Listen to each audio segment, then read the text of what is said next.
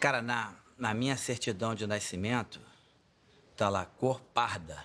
Na minha concepção, o que não é branco é preto. Assim, bem simples e bem claro. Então, eu sempre fui negro, com certeza.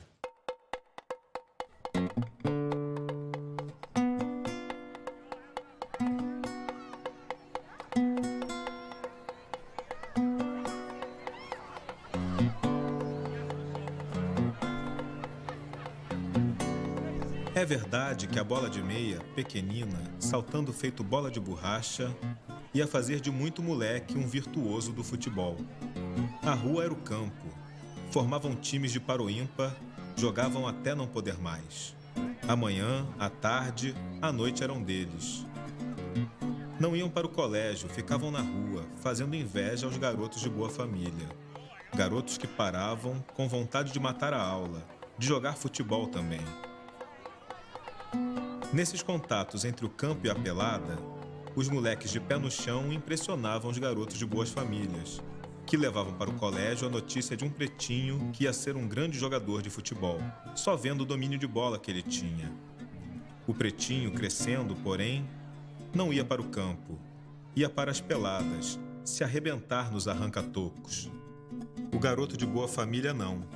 Crescia e tinha um lugar garantido no Fluminense, no Botafogo, no América. Um lugar à espera dele.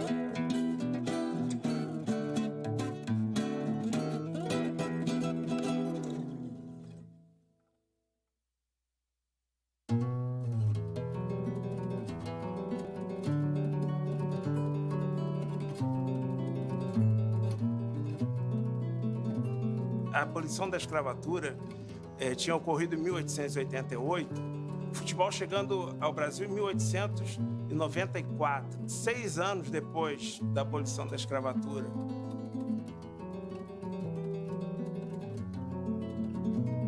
É possível a gente imaginar como é que era a relação entre as diferentes raças, as diferentes comunidades, entre elite e os mais pobres naquele tempo.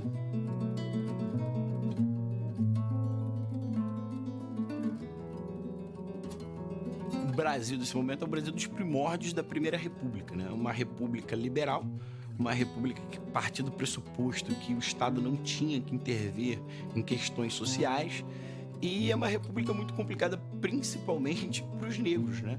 Egressos da escravidão, né? Séculos de escravidão, e que não tem nenhum apoio do Estado para se inserir na sociedade. Ao contrário, é um Estado que reprime a capoeira, reprime a religião afro-brasileira, e é um Estado que sequer tem a obrigatoriedade de dar escola pública para esse negro. Então, nós temos uma marginalização social do negro. É nesse contexto que a gente tem os primórdios, né? Os primeiros passos do futebol, né? Oscar Cox no Rio de Janeiro, Charles Miller em São Paulo, e é um futebol das elites.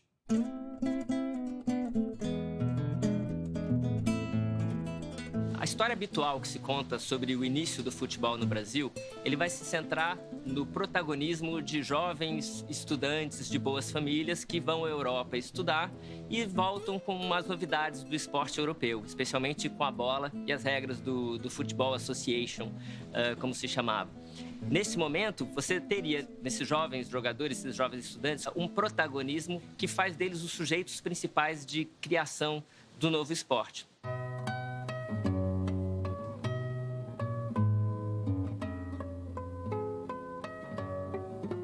Para entrar no Fluminense, o jogador tinha de viver a mesma vida de um Oscar Cox, de um Félix Frias, de um Etchegaray.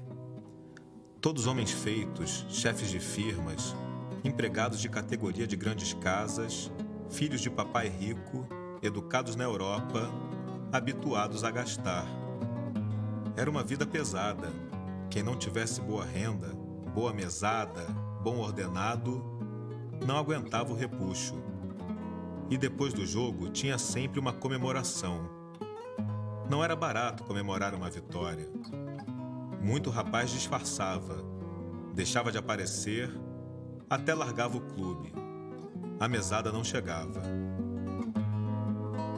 Flamengo, Fluminense, Botafogo eram clubes cujos times eram formados pelos seus associados, os sócios do clube, que era uma pessoa de classe média ou classe média alta até, que pagavam uma mensalidade para assistir festas, para ir a bailes, para ir a reuniões sociais, para almoçar nos clubes. O clube era um encontro social, hoje praticamente desaparecido na história do Rio de Janeiro. Os jogadores do time de futebol eram formados por esses sócios. Esses sócios, entre os seus direitos, tinham de jogar futebol.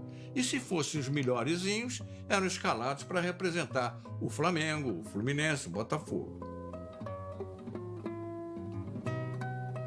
O Mário Filho conta que no início, realmente, dos campeonatos, o futebol era um programa de domingo à tarde. Os senhores que iam assistir aos jogos iam de paletó e gravata, muito elegantes. As meninas muito bem vestidas, né? Vestidos longos. E ele conta o detalhe do lencinho, né? Que as meninas ficavam tensas com o andamento dos jogos e elas começavam a torcer os lencinhos e aí surgiu a palavra torcida.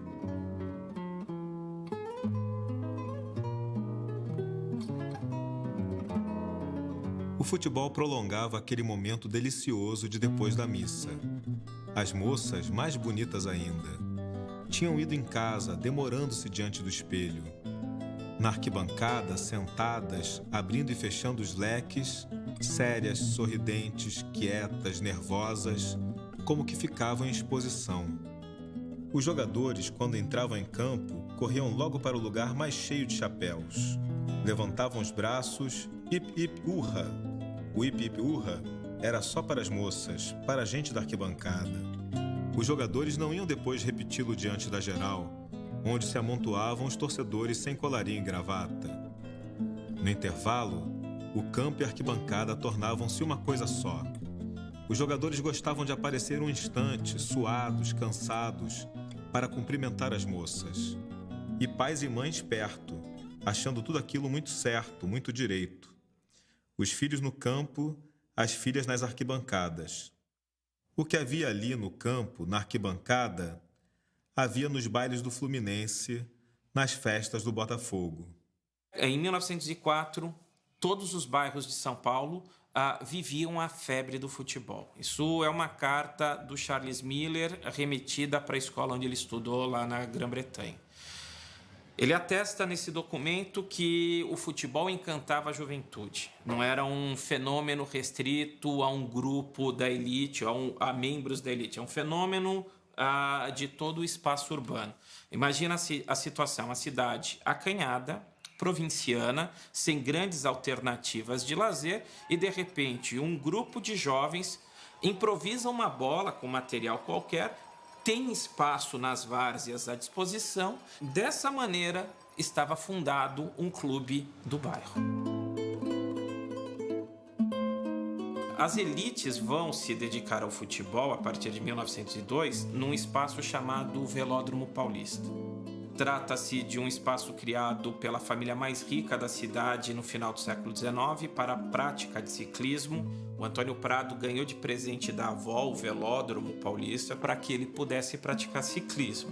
O neto se cansou do ciclismo, passou a praticar futebol e aí o velódromo se torna o espaço para a disputa do Campeonato Paulista.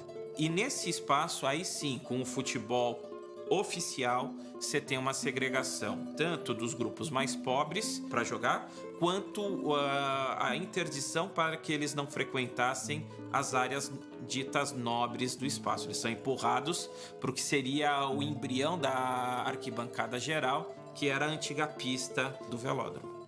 Com relação aos grupos populares, onde houvesse espaço nas ruas, nas praças ou nas várzeas, em especial nas várzeas, o futebol foi praticado.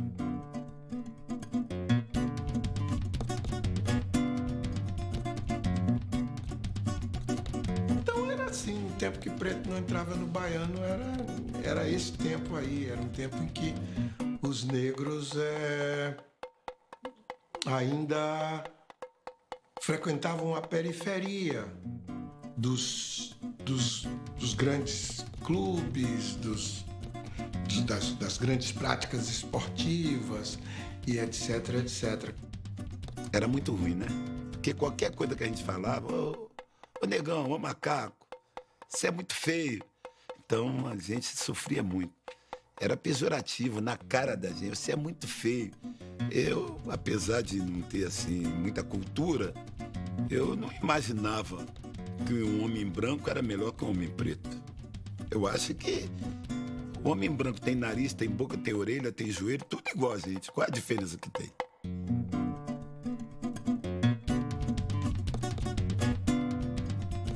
Os moleques que jogavam futebol nas ruas, nos terrenos baldios, não sonhavam em vestir a camisa do Fluminense ou do Botafogo. Sabiam para onde tinham de ir, sem errar o caminho. Todos sabiam para onde tinham de ir. Os moleques para os clubes pequenos.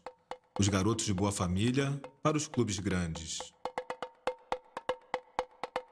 Então você tinha, no começo, 1900, por aí, você tem um número de crianças muito grande na rua que eram chamados de moleques, né? E moleques tinham uma características extremamente pejorativas.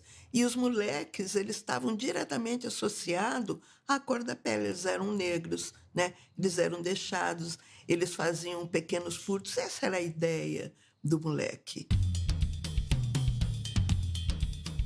Assim, o preto, quando aprendia, era quase sozinho. As portas dos grandes clubes fechadas para ele. Das academias. A expressão academia de futebol significando grande clube, onde se ensinava futebol de fato, nasceu na geral, não na arquibancada. O branco pobre, o mulato, o preto, estabelecendo a diferença entre o grande e o pequeno clube, a academia e a escola pública, o campo cercado com arquibancada e tudo, e a pelada, um campo sem grama, pelado. O brasileiro tem uma ginga diferenciada dos outros povos. Muitos dizem que foram os ingleses. Eu vou continuar sempre acreditando que fomos nós que descobrimos o futebol. E, com certeza, o negro tem uma importância muito grande nessa área também do nosso país.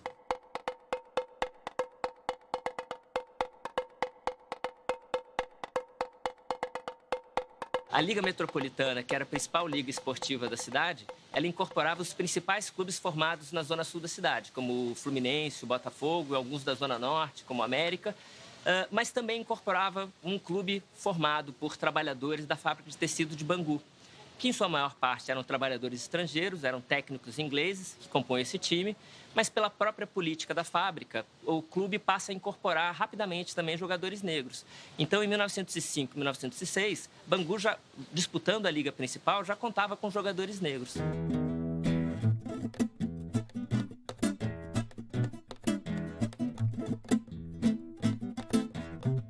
O Bangu tinha 2 meses de vida. Improvisaram um time com 5 ingleses, 2 portugueses e 1 brasileiro, Francisco Carregal. Brasileiro com 50% de sangue preto. Francisco Carregal, talvez por ser brasileiro e mulato, o único mulato do time, caprichou na maneira de vestir. Era o mais bem vestido dos jogadores do Bangu. Francisco Carregal, um simples tecelão, comprou tudo de novo. As botinas travadas, as meias de lã, os calções. William Procter, o mestre eletricista, mandou travar umas botinas velhas, cortou com uma tesourada uma calça branca que não servia mais Nem comprou as meias de lã. Francisco Carregal, no meio de ingleses, de portugueses, de italianos, sentia-se mais mulato. Queria parecer menos, quase branco. Passava perfeitamente. Pelo menos não escandalizava ninguém. E o Bangu ele vai reproduzir uma lógica, que é uma lógica muito forte na Inglaterra, que são os times de operários da fábrica e que, né, em suas horas vagas, eles vão continuar no mundo fabril, mas vão jogar futebol. O Bangu, a gente vai ter um jogador negro em 1905. Em 1900, quando a Ponte Preta é fundada, já tem um atleta negro e tem um dos fundadores negros. Eu não sei se o Mário Filho, por estar no Rio de Janeiro, ele aponta o Bangu como o primeiro clube a ter um jogador negro, né? É muito difícil definir exatamente qual foi o primeiro clube brasileiro a aceitar negros. Primeiro porque quando a gente fala no primeiro clube brasileiro, a gente está falando dos clubes que sobreviveram. No Rio de Janeiro da década de 1900, você tinha 40, 50 clubes, dos quais tem 5 ou 6 que são os que se conhecem hoje em dia. Então, provavelmente, os primeiros clubes a ter jogadores negros não são clubes que existam mais sequer. E a mesma coisa acontece em todas as outras cidades brasileiras. A prática do futebol por trabalhadores negros e pardos se dá em primeira mão em pequenos clubes, clubes de bairro, clubes de fábrica, clubes que já não existem mais, mas que deixam como legado uma prática de futebol que acaba por se incorporar aos grandes clubes.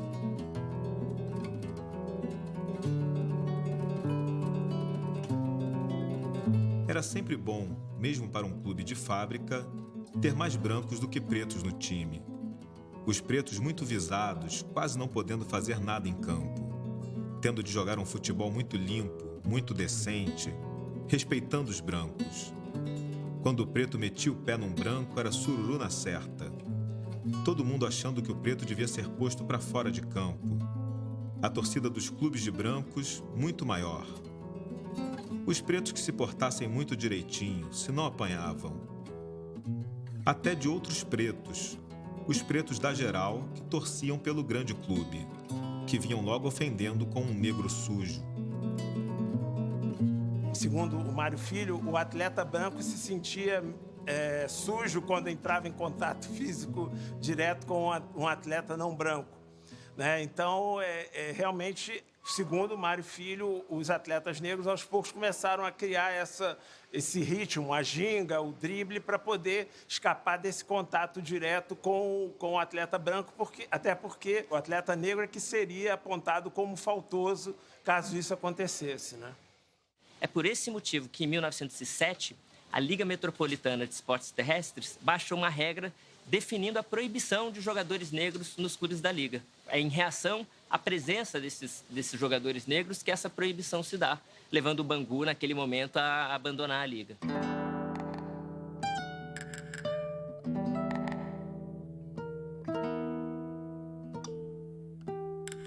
Como se dizia, elementos de cor não podem participar, pessoas que tenham profissão inferior não podem participar, pessoas de nível social inferior não podem participar. Tudo isso estava explícito nos regulamentos dos campeonatos. Quando você faz essa exclusão, não pode quem recebe gorjeta, não pode praça de pré, não pode... Você está fazendo, na verdade, uma exclusão racial. Quem é o praça de pré? É o negro, é o mulato. Quem é o servente? É o negro, é o mulato. Você exclui quem faz trabalho manual. Desde os tempos de colonização, no Brasil você não valoriza o trabalho manual. Aqui no Brasil, a nossa elite, o que é você ser da elite? É você ter alguém que trabalha para você. Então esse trabalho manual é mal visto. Quando a Liga baixa a proibição, determinando que jogadores negros não poderiam fazer parte do clube, alguns sócios do Botafogo chegam a reclamar dessa opção, chegam a levantar o fato de que isso era uma discriminação odiosa. Mas outros não, outros se colocam em defesa dessa regra, dizendo que em termos da sociedade política, a discriminação seria odiosa, mas em sociedade recreativa era normal que se distinguissem os diferentes. Portanto, é aceitável e recomendável que os clubes brancos se apartassem dos clubes negros. Tem um jogador que é o Paulino de Souza, que chega a jogar no Botafogo, aparece como jogador do Botafogo antes dessa proibição, e embora fosse de uma das boas famílias da cidade, ele acaba excluído do Botafogo, acaba jogando num outro time de menor expressão, porque não cumpria as exigências da Liga Metropolitana. E o Bangu tinha tido o primeiro jogador negro no Rio, Francisco Carregal, em 1905. Ele resolveu se excluir e fazer alguns campeonatos à parte, alguns jogos amistosos no seu estádio, na Rua Ferrer, né, lá em Bangu. E aí ele ficou isolado há algum tempo.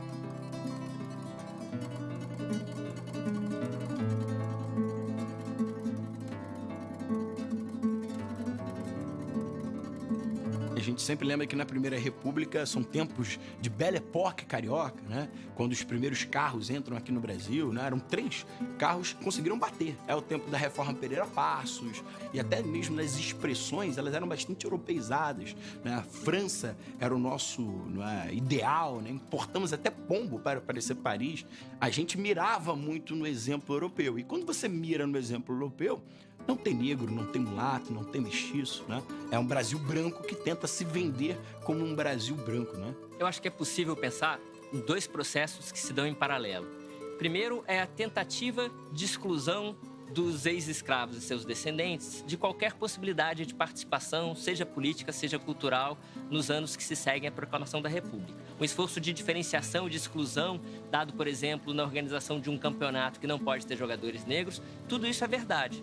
Mas, em paralelo a isso, você tem a ação dos próprios negros que vão forjando o seu próprio espaço, vão criando o seu próprio espaço, vão reivindicando participação política, vão se fazendo parte daquele contexto de modernidade, vão praticando o futebol, vão dançando as danças modernas e se fazem, assim, uma presença do qual, em algum momento, não se pode fugir.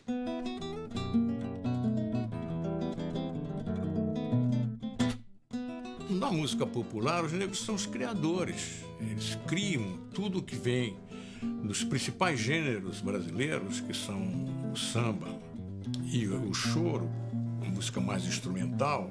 A presença do negro é absoluta. Ocorre na questão da música popular o inverso. Aí os brancos é que vão tentar, com seu conhecimento, com a sua cultura musical, ou com seu talento também, um lugar na música dos negros. Os negros foram protagonistas logo, na música popular, foram protagonistas logo cedo, né?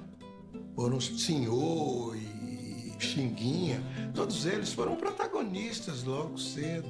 Eles abasteceram a música dos brancos. Diferente do futebol, que é o processo é o inverso. São os negros que lutam para conquistar o espaço que era deles, como ficaria provado pela história. 1910, 12, por aí, começam a acontecer os campeonatos da Liga Suburbana. Aqui no Rio havia a Liga Suburbana e em São Paulo havia os campeonatos de várzea. Então, na Liga Suburbana e nos campeonatos de várzea, é que os clubes mais populares conseguiam recrutar alguns garotos, alguns rapazes que já estavam praticando futebol. Mas o futebol da Liga Suburbana era bem diferenciado da Liga Oficial. Na Liga Suburbana havia jogadores que jogavam até descalços, por exemplo. Desde pelo menos 1909, nós temos registros de times da comunidade negra de São Paulo. As 2 escolas de samba mais importantes da cidade de São Paulo foram fundadas a partir de times de futebol da comunidade negra. A Camisa Verde e Branco, que fica na Barra Funda, e o Vai-Vai na Bela Vista. As 2 comunidades estão em bairros que tinham comunidades negras. No caso da Bela Vista, inclusive, havia um quilombo ali para poderem praticar e manter a tradição do batuque ou do samba. Estes núcleos passaram e adotaram o futebol como prática. Os trabalhadores negros que vão jogar futebol, eles estão se fazendo parte do esporte mais moderno que se praticava naquele contexto. Eles estão dizendo, eu faço parte também desse contexto novo. Então, eles não estão defendendo nenhuma forma de autenticidade e pureza. Pelo contrário, eles estão se mostrando contemporâneos. Então, são partes da criação desse mundo moderno. Eles são sujeitos da criação desse mundo moderno do qual resulta o futebol, as danças modernas e outras coisas mais. Aqui no Rio Grande do Sul tem conhecimento de 2 ligas, a Liga da Canela Preta, ou a Liga Nacional de Futebol Porto Alegrense, pejorativamente conhecido como Liga da Canela Preta, e a Liga Rio-Grandense. Com a proibição do negro de jogar nos clubes de primeira grandeza, os negros acabam nos seus bairros formando seus clubes de negros e clubes de mulatos. As primeiras sociedades aqui de Porto Alegre têm essa diferença, não só do negro mulato, mas do negro funcionário público que participava de alguns clubes para os outros negros, né? Geralmente, para esses primeiros jogadores que a gente tem nos clubes de futebol, não, meu clube teve um jogador negro em 1910. Se a gente for pesquisar um pouco mais para contar a história, possivelmente ele foi de mão dadas com um pai que era mais claro, ou com algum amigo da família que levou ele para frequentar o clube, né?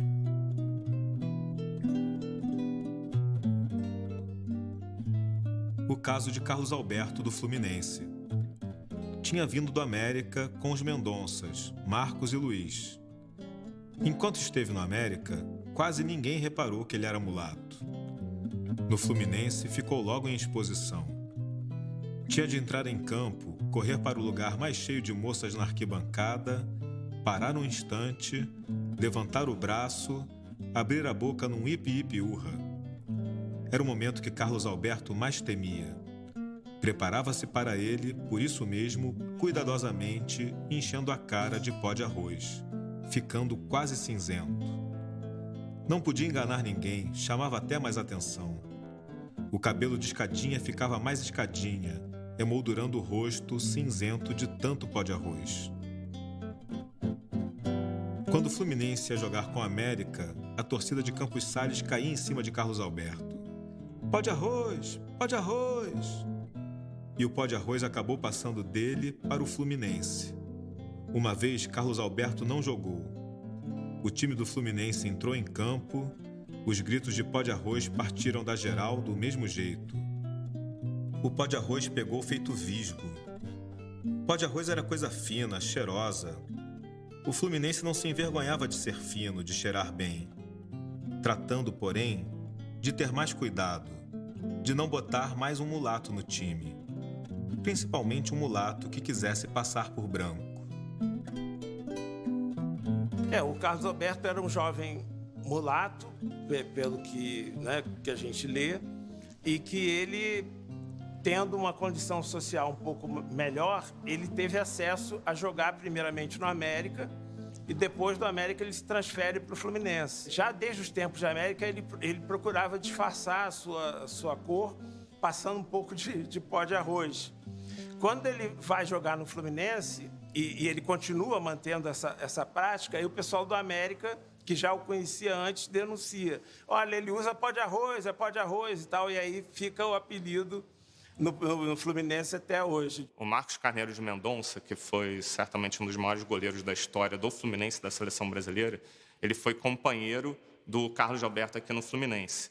E ele, num vídeo, ele declarou que o Carlos Alberto tinha realmente esse hábito de se empoar, depois de fazer a barba, e fazer isso daí muitas vezes no vestiário antes dos jogos. A gente pesquisando vários jornais da época, nas primeiras décadas do século XX, era um hábito estético, dermatológico muito comum dos homens, após fazer a barba, se empoarem. E muitas vezes alguns jogadores faziam isso no próprio vestiário antes dos jogos.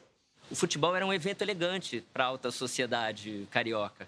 Então, o fato de um jogador passar pó de arroz para eventualmente se tornar mais atraente para aquele público não é tão estranho assim. Mas o próprio fato que, para esse jogador, para o Carlos Alberto, passar o pó de arroz seja um meio de se tornar mais palatável naquele mundo, é em si mesmo significativo. Se ele está passando o pó de arroz para se tornar mais presente naquele universo, é porque, de alguma maneira, essa marcação racial está presente, claro. Ninguém pediu para ser louro, preto, moreno, né? Ninguém pediu. Eu, por exemplo, hoje eu sou muito feliz com o Dadá. Mas antes, eu olhava no espelho e, pô, que nariz feio, que boca feia, eu sou muito feio. Eu mesmo me criticava. Hoje não, hoje eu amo o Dadá. Para mim, o Dadá é um rei. É um gostosão. Para mim, é o meu ídolo. Entendeu? Eu tenho o Dadá comigo. Mas quando eu olhava, que nariz feio tem esse Dadá. Mas esse cara é feio demais. Eu mesmo me criticava. Hoje não, eu me amo, me adoro. Agora, se você falar assim, Dadá, você queria ser preto?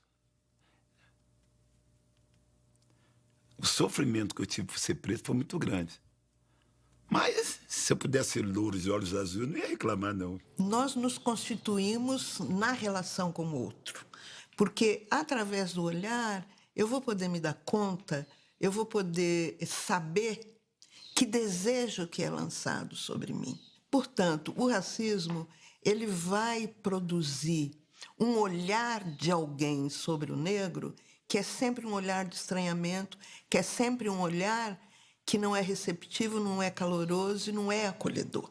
E, dependendo da idade que eu tiver, dependendo das minhas condições emocionais, eu vou viver aquele estranhamento como se algo tivesse em mim, como se fosse eu que tivesse alguma coisa que é desagradável, que não é bom, e por isso que o outro teve aquela atitude, porque o ruim está em mim.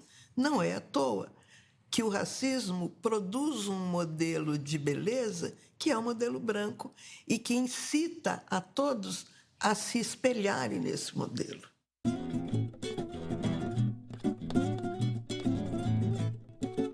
Friedenreich, de olhos verdes, um leve tom de azeitona no rosto moreno, podia passar se não fosse o cabelo. O cabelo farto, mais duro, rebelde. Friedenreich levava pelo menos meia hora amansando o cabelo. Primeiro untava o cabelo de brilhantina. Depois, com o pente, puxava o cabelo para trás. O cabelo não cedendo ao pente, não se deitando na cabeça, querendo se levantar. Friedenreich tinha de puxar o pente com força para trás, com a mão livre segurar o cabelo, senão ele não ficava colado na cabeça como uma carapuça. O pente e a mão não bastavam. Era preciso amarrar a cabeça com uma toalha, fazer da toalha um turbante e enterrá-lo na cabeça. E ficar esperando que o cabelo assentasse. Levava tempo. O juiz impaciente, ameaçando começar a partida sem Friedenreich, e Friedenreich lá dentro, no vestiário, a toalha amarrada na cabeça. Era sempre o último a entrar em campo. Quando aparecia, finalmente, a multidão batia palmas mais fortes para ele. Era sempre o jogador mais aplaudido. O Friedenreich é o grande gênio da sua geração. Ele é o primeiro grande jogador brasileiro. Friedenreich é neto de imigrantes alemães e neto de africanos. Ele não é filho de alemães. Se fortalece demais a identidade como filho de imigrantes, quando na verdade ele era a segunda geração da família dele no Brasil, nascida no Brasil. Friedenreich foi um dos maiores jogadores de futebol brasileiro nesse período, né, inicial, acredito até que o maior. E ele também era um desses que meio que furavam essa barreira racial, porque ele era também um mulato, mas ele tinha um nível social um pouco mais elevado, só que a questão da cor é algo que não se disfarça, né? No caso dele, o cabelo denunciava que ele era um mestiço, digamos assim. Então ele procurava alisar o cabelo, mas ele era alguém como os outros jogadores da época, da elite, aqueles que frequentavam as grandes rodas, as grandes festas, os dancings, né? Ele se vestia muito bem, ele era um modelo daquele tipo de atleta que existia no começo do futebol brasileiro. É claro que o Friedenreich, de alguma maneira, a gente pode entender que ele tem alguma marca negra, mas o próprio fato de ele ser o líder desse time, dele ser aceito nesse time, mostra que socialmente ele não era identificado como tal. Naquele contexto, ele era visto como um jogador branco, de boa família das elites brasileiras.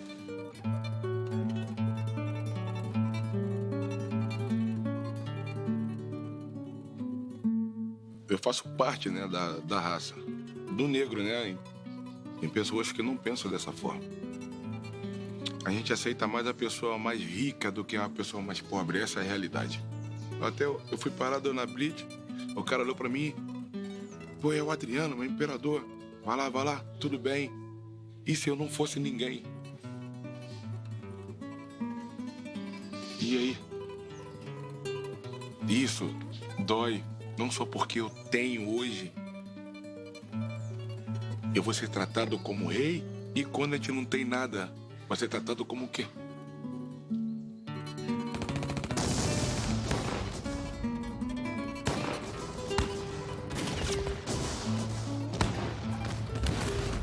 O Brasil entra em 1917 na guerra.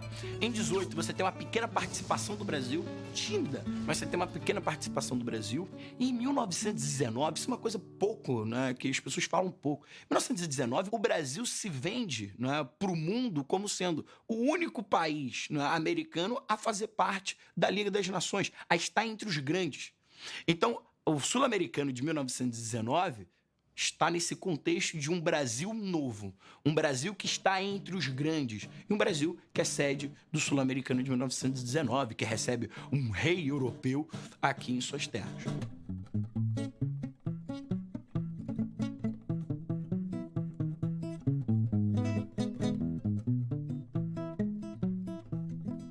O Sul-Americano de 1919 marca o momento de afirmação do futebol no Brasil, marca o momento de grande sucesso do futebol no Brasil. Ele é realizado num estádio construído solenemente para a ocasião, o Estádio das Laranjeiras, no Fluminense, e ele contemplava um esforço das elites nacionais de colocar o futebol como uma prática de distinção do Brasil. Um time de jogadores brancos, um time de jogadores de boas famílias representando o Brasil nos campos, era a expressão, no Concerto das Nações, do sucesso moderno do Brasil naquele contexto. Mas, sintomaticamente, foi também um momento no qual grande parte da torcida, mesmo a torcida, os torcedores negros e pardos, que torciam ativamente para aquele time de brancos, não deixavam de se colocar também como parte daquele processo, não deixavam de usar aquele momento como espaço de reivindicação de cidadania. Tem um episódio que eu gosto especialmente, quando chega a delegação uruguaia, com um jogador negro, o único jogador negro do campeonato, que era o Gradim, um grupo de marinheiros negros que estava ali no entorno, vendo passar o Gradim, grita para ele: vai, Gradim, mostra para o branco que o pé do preto também é branco. Mostra que a gente é igual, que a gente pode jogar e que a gente pode ganhar nesse jogo. Tem uma reivindicação de cidadania expressa aí. Rivadavia Correa Meyer mal teve o gostinho de tocar na bola. Levou uma cotovelada, Gradim ficou com a bola. A vingança dele foi chamar Gradim de negro fedorento. Se Gradim escutou, fingiu que não tinha escutado, como todo negro que jogava futebol. Negro não podia se ofender, brigar em campo. Se não apanhava, saltava gente da geral, da arquibancada, de bengala levantada para dar nele. Não adiantava, portanto, xingar Gradim, muito menos num jogo decisivo do Campeonato Sul-Americano. A única coisa que adiantava era meter o pé. Quando Gradim pegava uma bola, o coração de tudo quanto era torcedor brasileiro ficava pequeno. Parecia que Gradim estava com o diabo no corpo. 2 chutes dele, 2 gols uruguaios contra os brasileiros. Também Gradim não fez mais nada. Píndaro de Carvalho, já doutor, de anel no dedo, metendo o pé. Todo mundo gostava, batia palmas, gritava: aí, Píndaro! Gradim que saísse da frente dele, que fosse para o meio de campo, que ficasse bem longe. Foi o que Gradim fez. Mas tinha marcado 2 gols. Era um grande jogador. Um preto podia ser um grande jogador como Gradim. Foi uma praga de Gradins pelo Brasil afora. Todo preto que jogava um pouco de futebol virava um Gradim. O Brasil, ele foi um dos países da América do Sul que mais demoraram a se profissionalizar. O Uruguai e a Argentina já eram profissionais quase que praticamente desde o início. E a seleção do Uruguai, ao contrário da nossa, não tinha essa distinção racial. Então, o Gradim era conhecido como Gradim, o preto do Uruguai, etc. Era um atacante muito perigoso e ele era uma grande preocupação para a torcida brasileira, para a seleção brasileira na época. E, de certa forma, isso chocou um pouco o Brasil, porque jogador negro como o Gradim, sem nenhum traço de mestiçagem, vamos dizer assim, a seleção brasileira não tinha. Se você acompanha a imprensa do período, era apenas um jogador negro, o Gradim, mas o destaque que ele ganha na imprensa em charges invariavelmente preconceituosas, charges do tipo, bota um quadro todo negro e eu disse que é a foto do Gradim, coisas do gênero, é intensa. Por outro lado, essa mesma imprensa botava charges, em tom irônico, mas charges brincando com essa devoção dos brasileiros negros pelo Gradim também, a torcida dos brasileiros negros pelo Gradim. E acompanhando na pesquisa os jornais na década de 30, a quantidade de jogadores brasileiros negros chamados Gradim é realmente impressionante. Começa a aparecer Gradim aos montes na década de 1930, em homenagem àquele Gradim de 1919.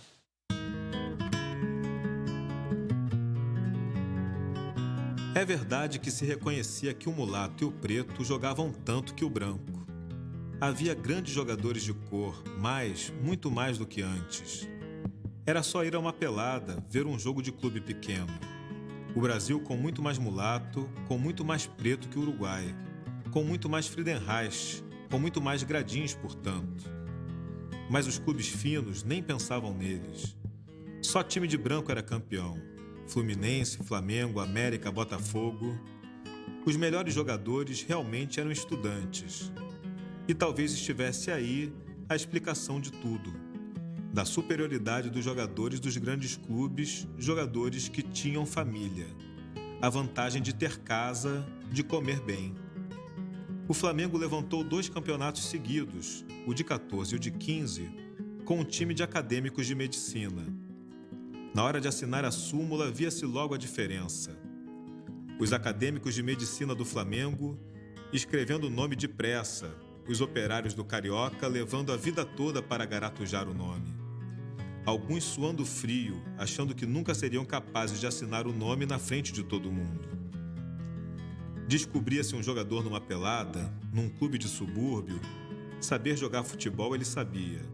Não sabia era ler e escrever.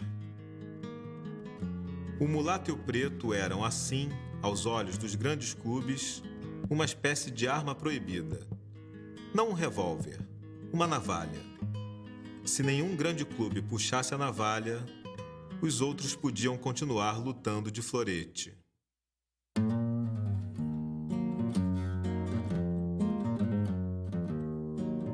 Um clube da 2ª divisão, porém, subiu para a 1ª divisão. Chamava-se Clube de Regatas Vasco da Gama e trouxe com ele mulatos e pretos. O Vasco, clube da colônia, seguia a boa tradição portuguesa da mistura. O Vasco não fazia pretos. Para o preto entrar no Vasco, tinha de ser já bom jogador. Entre um branco e um preto, os dois jogando a mesma coisa, o Vasco ficava com o branco. O preto era para necessidade, para ajudar o Vasco a vencer. Você veja, mesmo sendo o Rio de Janeiro uma cidade com a presença negra fortíssima, extraordinária, não só a presença no sentido numérico, físico, mas também na força cultural, na força da expressão da cidade. O Fluminense não tinha negros, né? O Flamengo inicialmente também não tinha negros, só o Vasco da Gama, um clube que foi fundado, enfim, para dar espaço para essa camada popular. O Vasco entra na 3ª divisão carioca, né? E aí vai subindo, 3ª, depois 2ª, até que em 1922 ele consegue vencer a Série B do Campeonato Carioca e sobe para a 1ª divisão, para a Série A, em 1923. Ele tem um elenco com atletas negros, com atletas semi-analfabetos, com atletas brancos, porém de origem social mais pobre, né, de classes inferiores, digamos assim. E aí, com esse elenco, ele consegue surpreender os times da elite. Ele incorporou aqueles jogadores de sucesso das ligas suburbanas, jogadores negros de sucesso da liga suburbana, que, teoricamente, não poderiam entrar na liga por não terem renda o suficiente para serem amadores. É claro que no Brasil, quando esse amadorismo é implementado, você consegue fazer uma seleção, porque as camadas mais baixas precisam trabalhar. O camarada que não tem dinheiro, ele tem que trabalhar para poder sobreviver. Então o futebol fica exclusivo daqueles filhos da Zona Sul que têm grana, que são sustentados, que estudam de manhã e praticam futebol à tarde, noite, ou o operário, que já está trabalhando e vai jogar no time da fábrica. O próprio Charles Miller, ele achava que quem recebia dinheiro para jogar era como um prostituto do esporte. Então, ele não aceitava isso. Ali a questão era racial, era uma questão de classe e também a questão de preservar o que eles chamavam de amadorismo puro. Os grandes sócios do Vasco eram empresários de armazéns, de secos e molhados, tinha uma parte muito grande de comércio na Gamboa, que era um bairro mais ou menos próximo ali de São Cristóvão. Esses empresários liberam os seus jogadores do trabalho para que eles treinem. Então, muitos deles trabalhavam até meio-dia, saíam, almoçavam, almoço pago pelo patrão, e depois ia treinar no time do Vasco. O Vasco fazia um amadorismo marrom. Né? Como os grandes portugueses eram donos de comércio, né? Então o que eles faziam? Tinha alguns jogadores, né, negros que só jogavam futebol. O camarada tomava o café na padaria do seu Manel, almoçava no restaurante do seu Joaquim, depois jantava e pegava carne no açougue do outro português. Então, assim, ele não precisava trabalhar. Então, o time do Vasco ele tinha um preparo físico muito melhor do que os outros times. Os atletas, eles eram empregados, às vezes, oficialmente, nas casas de comércio, de diretores do clube, mas eles não trabalhavam efetivamente no comércio. Eles se dedicavam aos treinamentos, né, em tempo integral, ali na rua Moraes e Silva, ali perto do Maracanã. O Vasco tinha um campo alugado ali, um campo pequeno, que era só para treinamento. O técnico do clube era o Ramon Plateiro, um uruguaio que já tinha trabalhado em outros clubes no Rio de Janeiro, inclusive o Fluminense, e ele implantou, de certa forma, um processo profissional mesmo. Quer dizer, os atletas treinando, tempo integral, com hora para acordar e para dormir, alimentação regrada. Tanto que daí vem aquela música da torcida do Vasco: o Vasco é o time da virada, o Vasco é o time do amor. Porque o time do Vasco não tinha uma qualidade tão grande como o Flamengo, Fluminense ou Botafogo. Então o time começava atrás do placar. Só que como tinha mais fôlego, no segundo tempo ele virava o jogo. Então o Vasco foi notabilizado por essas viradas sensacionais no campeonato de 1923. Os outros clubes achando que aquilo precisava acabar. Tornou-se quase uma questão nacional derrotar o Vasco.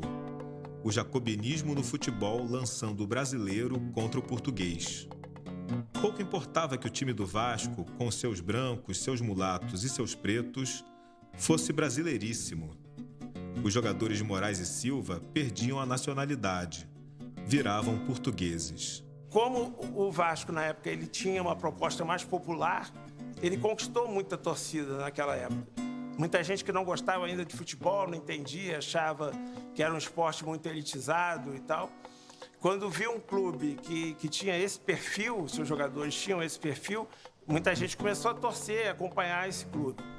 E aí a torcida foi se tornando muito grande e era a maior do Rio de Janeiro nos anos 20. Principalmente na última década do século XIX, a xenofobia era muito grande. E quem é o dono da padaria? É o português. Quem é o dono do açougue? É o português. Quem é o dono da sua casa, que reajusta o aluguel? É o português. Isso ajudou a fomentar um sentimento anti-lusitano muito forte. O Brasil, ao contrário do que é hoje, quer dizer, tem uma boa relação com Portugal, naquele tempo não tinha. Havia uma certa rusga ainda com Portugal. E aí, quando surge um clube fundado por portugueses, mas que não era só de portugueses, né? Mas que tinha o nome de um navegador português, etc. E esse clube começa a vencer os clubes teoricamente brasileiros e puros, vamos dizer assim.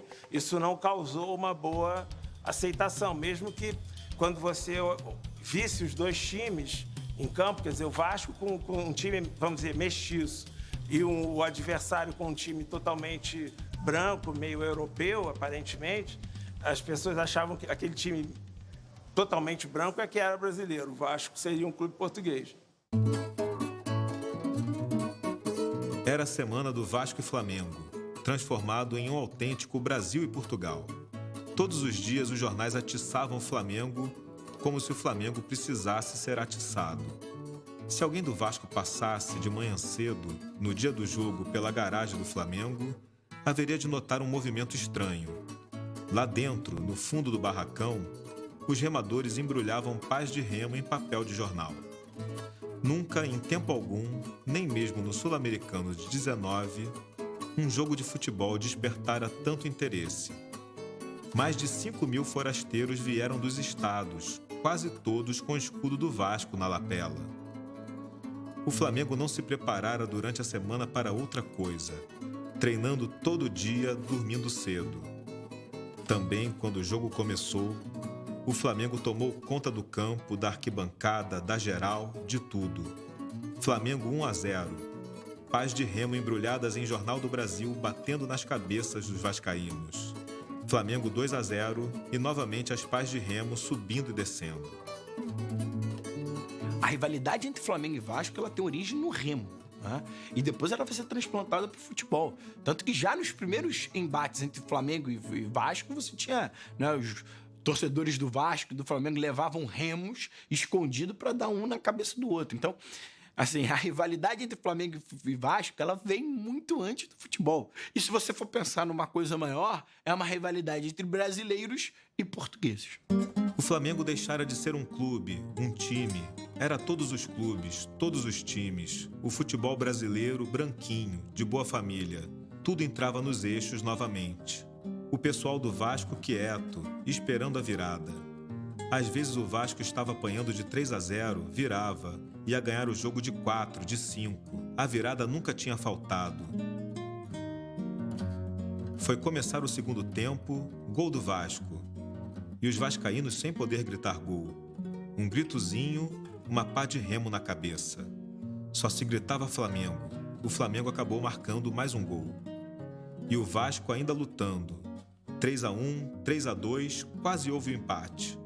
A bola entrou, saiu, Carlito Rocha, o referee, ficou hesitando.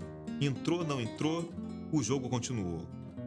Aí os vascaínos da geral, da arquibancada, não quiseram saber de mais nada, de pá de remo na cabeça, fosse o que fosse. Sururus explodiam, aqui e ali, como pipocas. Soldados corriam de sabre desembainhado de um lado para o outro. A cavalaria invadiu o campo. Depois do jogo, dava pena de olhar para o campo do Fluminense. O povo tinha quebrado as grades de ferro, a cavalaria tinha esburacado o gramado todo. O Fluminense fez uma conta minuciosa de tudo.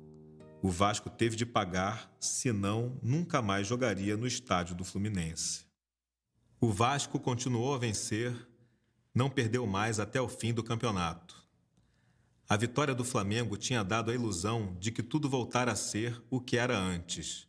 Os times de brancos levantando campeonatos, os times de pretos perdendo sempre. A ilusão durou pouco. Os clubes finos, de sociedade, como se dizia, estavam diante de um fato consumado. Não se ganhava campeonato só com times de brancos. Um time de brancos, mulatos e pretos era o campeão da cidade.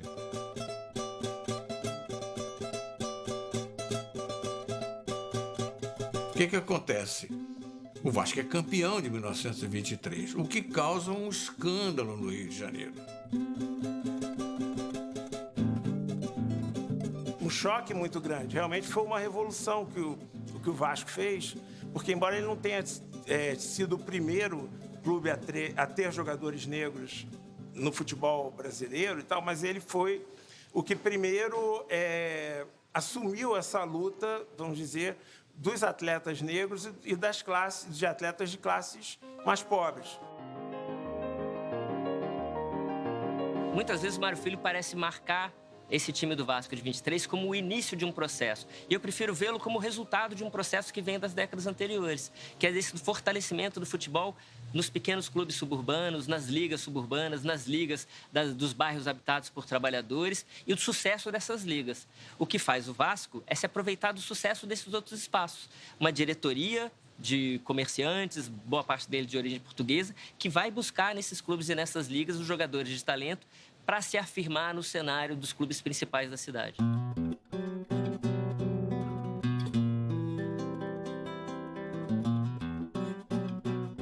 Contra esse time, os times de brancos não tinham podido fazer nada. Desaparecera a vantagem de ser de boa família, de ser estudante, de ser branco. O rapaz de boa família, o estudante, o branco, tinha de competir em igualdade de condições com o pé rapado, quase analfabeto, o mulato e o preto, para ver quem jogava melhor. Era uma verdadeira revolução que se operava no futebol brasileiro. Restava saber qual seria a reação dos grandes clubes. Os clubes fizeram tudo para expulsar o Vasco da primeira divisão, o que conseguem, não alegando o fato de alguns desses jogadores serem negros. São os primeiros negros que você vê num grande clube carioca. Não por isso, mas porque são profissionais. Eles dizem, esses caras treinam no horário que deviam estar trabalhando, então eles são pagos para treinar. O Vasco está levando uma vantagem sobre os outros clubes. Só que aí, na época, surgem algumas denúncias contra o clube. Ele praticava o profissionalismo e que isso não era aceito, que ele tinha alguns atletas que justamente teriam profissões inferiores, que eram trabalhadores braçais, que eram analfabetos. Então, há todo um embate entre os clubes mais elitizados e o Vasco. O Vasco chegou a contratar professor de português para ensinar os atletas a assinarem o nome, pelo menos, para que eles demonstrassem que sabiam ler alguma coisa. Gerou um problema ali, porque, claro, era o amadorismo marrom, né? Eles eram profissionais pagos pela direção do Vasco, mas ganham um campeonato com isso sem que se consiga provar esse falso amadorismo. E é daí que se começa a alimentar mais fortemente o debate sobre a necessidade do profissionalismo.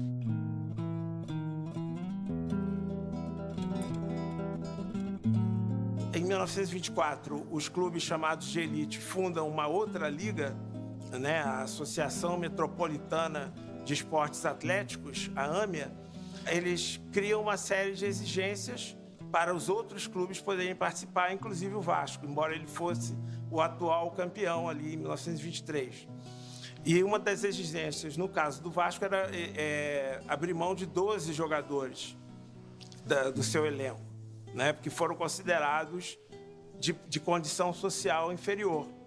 Aí o presidente do clube na época, José Augusto Prestes, ele escreve uma carta dizendo que entre ter que participar da nova liga, que era a AMEA, e sacrificar os seus 12 atletas, o clube preferia não participar da nova liga. E aí ele continua na Liga Metropolitana de Desportos Terrestres, que era a liga do qual ele tinha sido campeão no ano anterior. Então, em 1924, há um racha no futebol do Rio, e por isso nós temos 2 campeonatos, o Vasco campeão na Liga Metropolitana e o Fluminense na AMEA.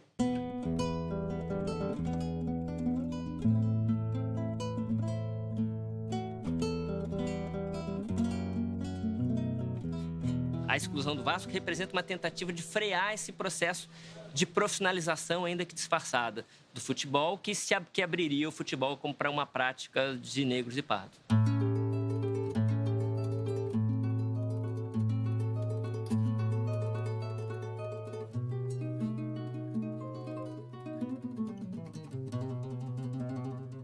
Dentro do futebol, quando se fala se o jogador é bom ou ruim, se é craque ou não, indifere se ele é preto ou branco. O que vale é o que ele faz dentro de campo.